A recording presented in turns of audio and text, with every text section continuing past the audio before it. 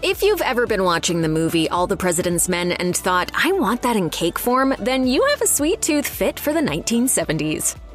Some desserts stand the test of time, and it's fair to say that the Mississippi mud pie is one of them. Although it has a distinctly retro feel, you'll still find it in down-to-earth eateries and diners, both in its namesake state and across the country. Exactly how it was invented is slightly unclear, although some folks see it as a more modern version of the previously popular Mississippi mud cake, a similar dessert that rose to prominence after World War II. Because Mississippi mud pie was so easy to make at home, countless people developed their own recipes and interpretations of its deep, rich flavors. At its core, though, it's pretty simple and recognizable. Layers of brownie-like filling, chocolate cream or custard, and a marshmallow topping sit in a delicious biscuit base. Excuse us while we go and whip one up right now.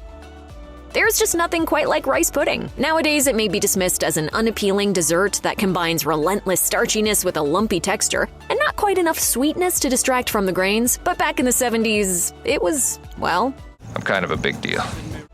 Rice pudding was actually invented thousands of years ago, although in the United States it started appearing on dinner menus in the 1920s. It fit in perfectly with the standard cuisine in those roadside establishments with a homely feel that slotted perfectly next to meatloaf, steak, and mashed potatoes. It was also easy enough to make from scratch in big batches and keep warm until people drifted in from the highway. By the 70s, it was pretty much everywhere, although it was usually reserved to people's homes and more down-to-earth establishments instead of higher-end restaurants.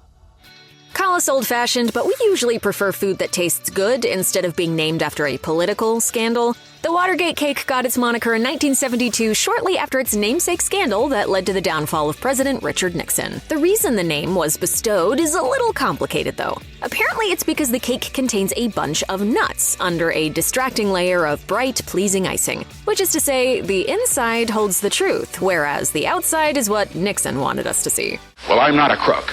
I've earned everything I've got. Interestingly enough, the Watergate cake had already been around for a while, having existed in various forms since the 1950s. It's made with a yellow or white cake mix combined with pistachio pudding, which is then covered in chopped pecans and coconut flakes. When the Watergate story broke, it was quickly refashioned and a legend was born.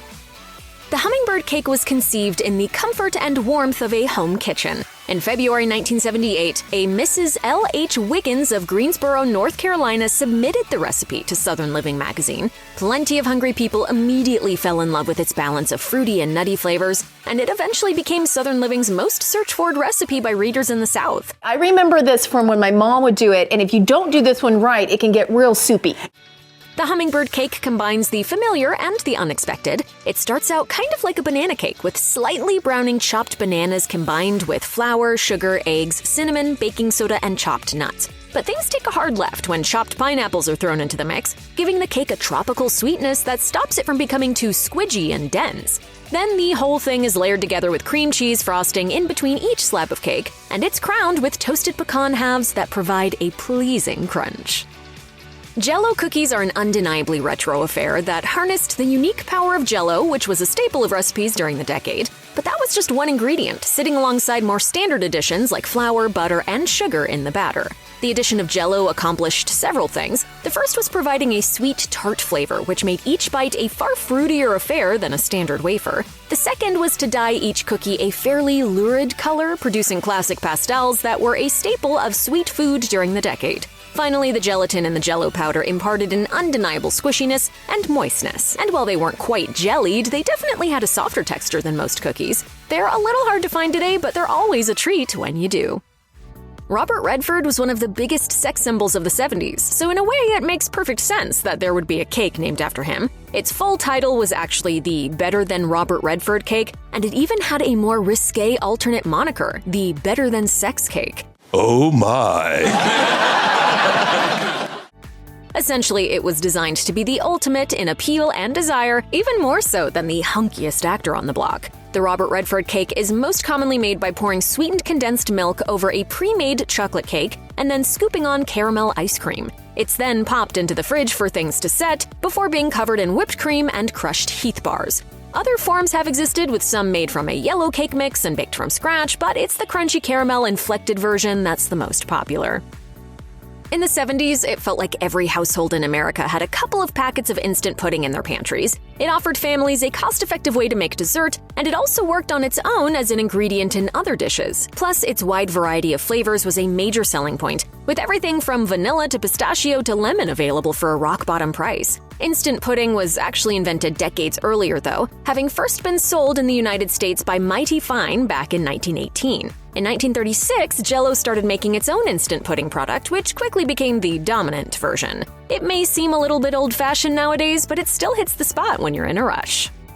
7-Up cake was actually a pretty simple concoction, combining eggs, flour, butter, and sugar with a relatively small amount of its namesake citrusy soda and some lemon extract.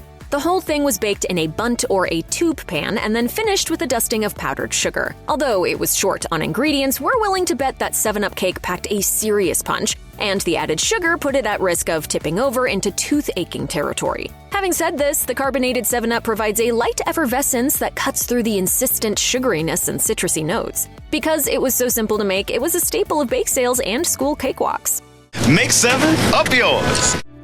The practice of dipping delicious things into even more delicious things is not to be underestimated, and in the 70s, people were going wild for it. It wasn't just cheese fondue, though, as the chocolate version also took flight this decade. Its popularity has persisted ever since, although nowadays you're probably more likely to find it in fountain form instead of in a big vat at the center of the table. Perhaps chocolate fondue's popularity can be explained by its simplicity. Making it is easy enough, as high-percentage dark chocolate is melted with a small amount of heavy cream in a double boiler before being transferred to a fondue pot. Chefs were also fond of adding a dash of Grand Marnier into the chocolate mix to give it an orange-inflected note. Chocolate fondue would then be served with whatever people had on hand to dip, with strawberries, marshmallows, and angel food cake cubes all being common selections.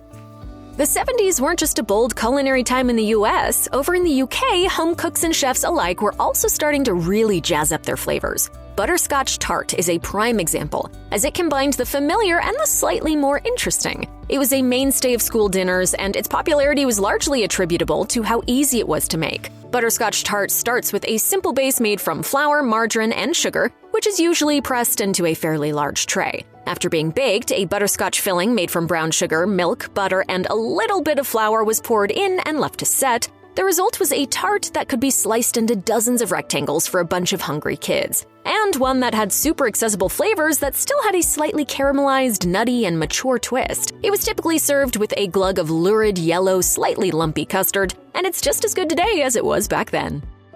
Anyone who knows their cocktails knows that the Harvey Wallbanger is a pretty retro affair. It combines vodka, orange juice, and Galliano liqueur for a sweet, citrusy, ever so slightly spicy beverage. If you're thinking, hey, those flavors sound like they'd be delicious in cake form, then have we got a treat for you. The Harvey Wallbanger cake began to appear in the 70s, around the same time that the cocktail was at the peak of its popularity. Early mentions in advertisements for fry pans indicate that this was originally a flat loaf cake that combined yellow cake mix with the cocktail's ingredients, with vanilla pudding powder thrown in for good measure. It was then topped with a gooey glaze for an extra burst of sweetness. Folks fell in love with its moistness and surprising subtlety. Sadly, its appeal began to wane when the cocktail started to go out of fashion, but we bet that it would still hit the spot just as well today.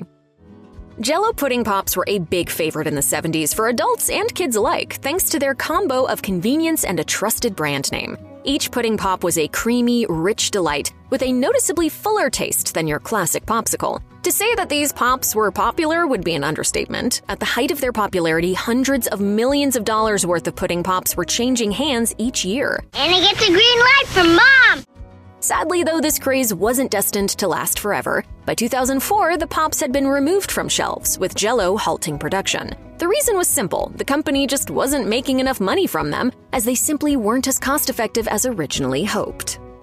The 70s were definitely a time when people loved to turn cocktails into cakes. The concept of one that combines tequila and orange juice used to be all the rage around the time that the Tequila Sunrise became super popular. A Tequila Sunrise poke cake was a pretty processed affair, made by combining boxed cake mix with orange-flavored gelatin before throwing in tequila, water, eggs, and oil. It was then finished off with tubed whipped topping for a further burst of sugar. Before the topping was spread onto the cake, though, there was one more step. You would poke it with a toothpick and then pour over grenadine. This would then seep into the cake, giving its interior a two-tone appearance that somewhat resembled the orange and red look of the cocktail.